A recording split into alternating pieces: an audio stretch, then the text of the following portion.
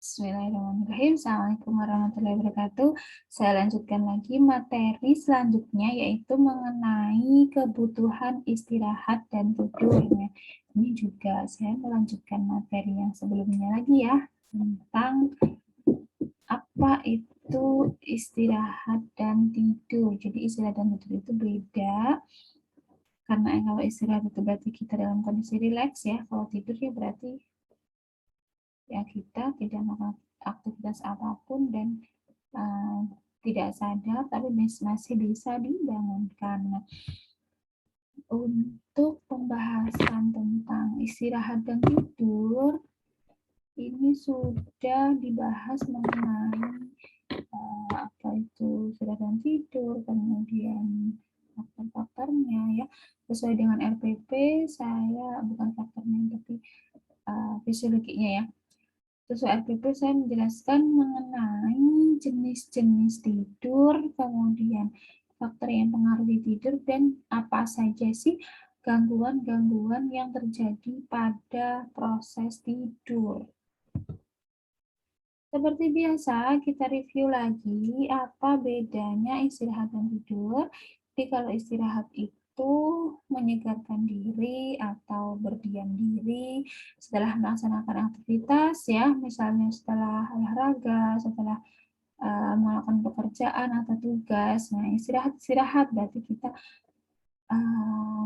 berhenti dulu dari aktivitas untuk melepaskan kelelahan, kemudian bersantai untuk menyegarkan diri, atau kondisi melepaskan diri dari segala hal yang membosankan atau yang tidak menyenangkan. Ini berarti istirahat. Tapi kalau tidur, suatu kondisi tidak sadar, di mana individu dapat dibangunkan oleh stimulus atau sensori yang sesuai. Jadi nggak sadar nih, kalau tidur itu nggak sadar, tapi dengan stimulus bisa dibangunkan, itu tidur.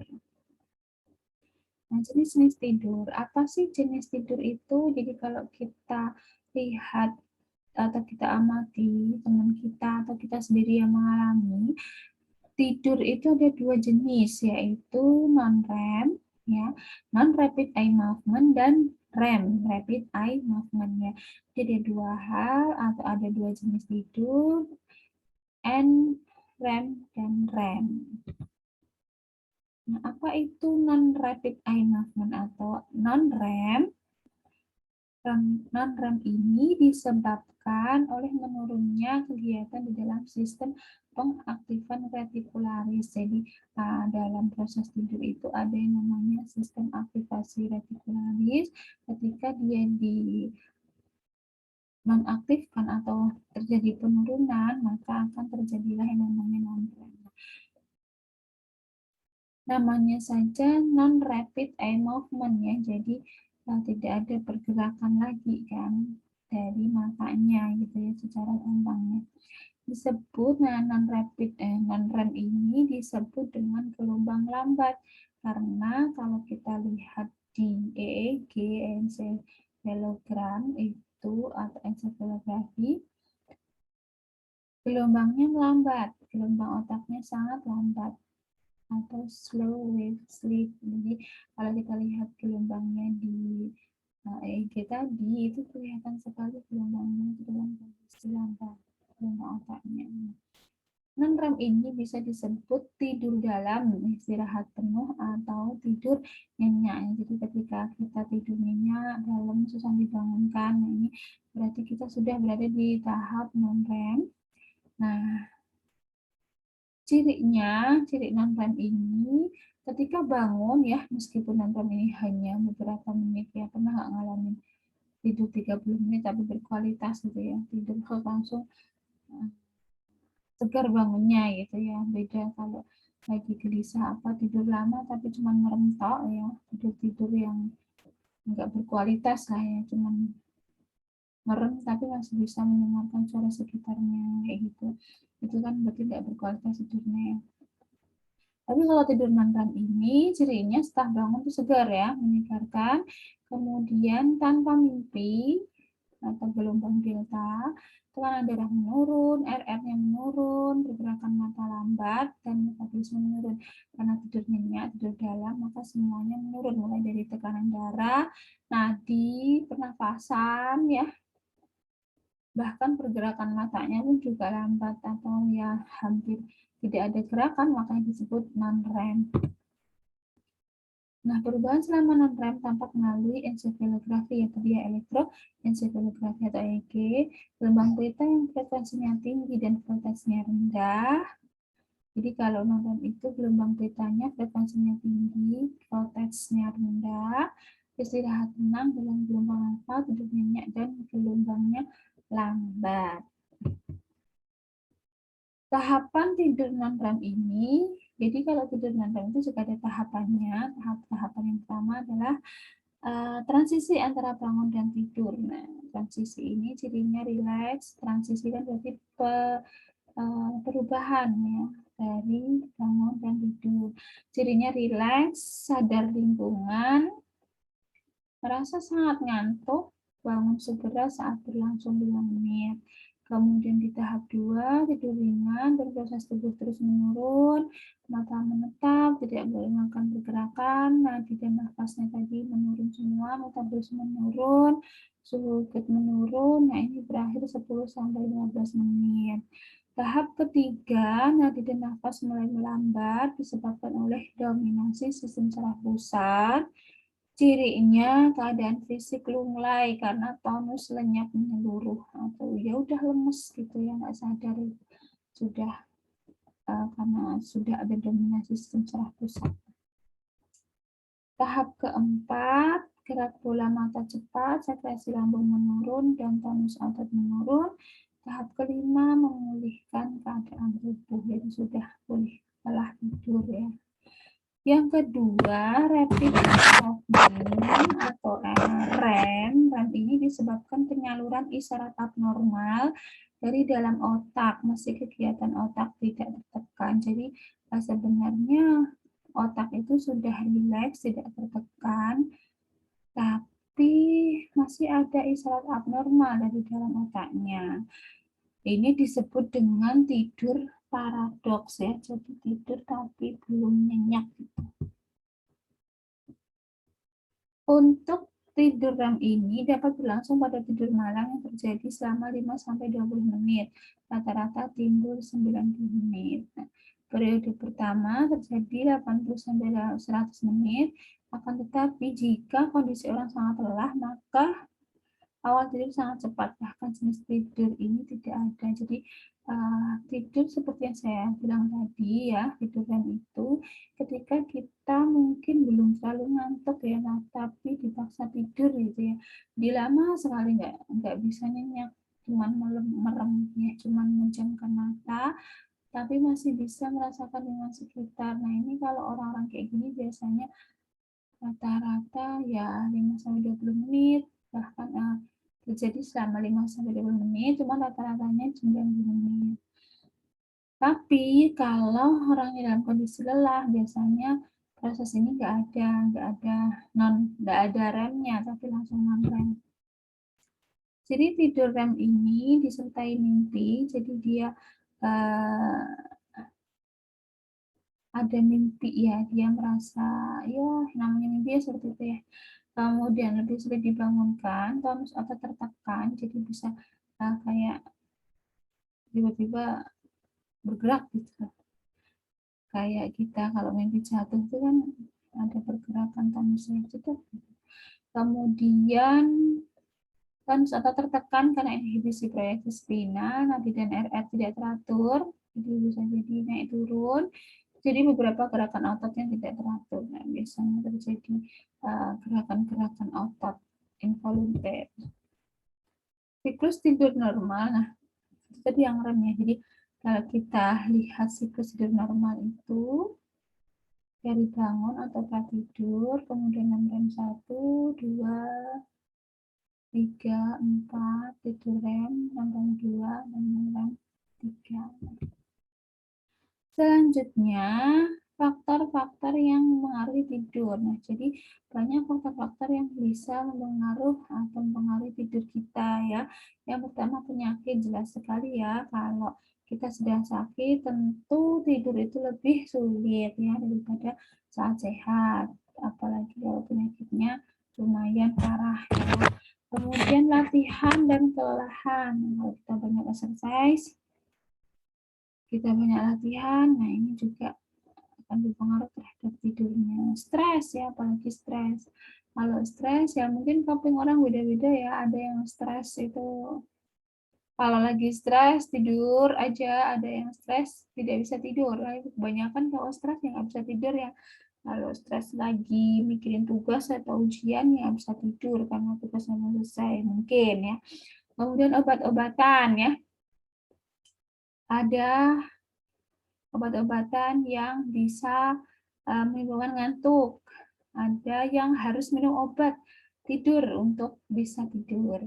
Kemudian nutrisi ya, kalau nutrisinya terpenuhi, tidurnya pasti lebih gampang ya daripada dalam kondisi lapar. Kemudian lingkungan, nah ini tentu saja sangat berpengaruh. Kalau lingkungan tenang ya kita bisa tidur, tapi kalau noisy ya, kalau berisik ya gimana mau bisa tidur, yang ada juga cuma merem aja ya, tidurnya rem aja, nggak bisa tidur nyenyak. Kemudian motivasi ya, jadi motivasi tidurnya buat apa? Kalau ada motivasi tidur buat bilang hari ini tidurlah, besok biar bisa berangkat lebih awal atau besok ada kegiatan, nah ini biasanya tidurnya cepat. Tapi kalau besok nggak ada kegiatan, terus nggak ada motivasi ngapain, tidur biasanya begadang ya, begadang sampai pagi misalnya, karena besoknya nggak ada motivasi untuk apa sih gunanya tidur. Selanjutnya tentang gangguan-gangguan tidur. Nah, jadi kita pasti sudah banyak kenal ya tentang gangguan tidur ini. Yang pertama insomnia, mungkin Anda mengalaminya. Kemudian ada hipersomnia, parasomnia. Nah, ini harus dibedakan apa insomnia, hiper, dan parasomnia ya. Enuresis, apnea tidur dan mendengkur. Jadi mendengkur itu termasuk gangguan tidur karena mengganggu orang sekitarnya ya. Narkolepsi, mengigau, dan gangguan pola tidur. Oke, yang pertama insomnia. Jadi ada 3 pembagian insomnia ya. Yang pertama inisial, intermittent, dan terminal. Untuk inisial insomnia, ini ketidakmampuan untuk jatuh tidur mengawali tidur. Jadi benar-benar dia tidak bisa tidur semalaman gitu ya. Intermittent insomnia, ketidakmampuan tetap tidur karena selalu terbangun pada malam hari. Nah, ini biasanya kalau intermittent itu insomnia di tengah malam. Jadi dia udah tidur, begitu bangun dia nggak bisa tidur lagi. Nah, ini mengalami insomnia intermittent. Dan terminal insomnia, ketidakmampuan untuk tidur kembali setelah bangun tidur pada malam hari. Nah, ini kalau terminal itu dia itu sengaja bangun ya, tapi tidak bisa tidur lagi. Kalau intermittent itu selalu terbangun, entah itu sudah mimpi buruk atau apa, tapi dia sebenarnya tidak ingin bangun, tapi terbangun ya pada malam hari. Kemudian hipersomnia, namanya hiper berarti kebalikan dari insomnia ya. Hipersomnia itu gangguan tidur dengan kriteria tidur berlebihan. Pernah nggak kalau kita lagi ngantuk terus tidur aja maunya, ini bisa disebut hipersomnia karena batasan tidur kita kan 7 jam ya untuk dewasa ya, jangan samakan dengan anak-anak yang tidurnya masih lebih lama. Kalau kita kan tidur 6 sampai 7 jam. Ketika kita tidur lebih dari 9 jam, nah ini berarti dikatakan hipersomnia, kelebihan jam tidur.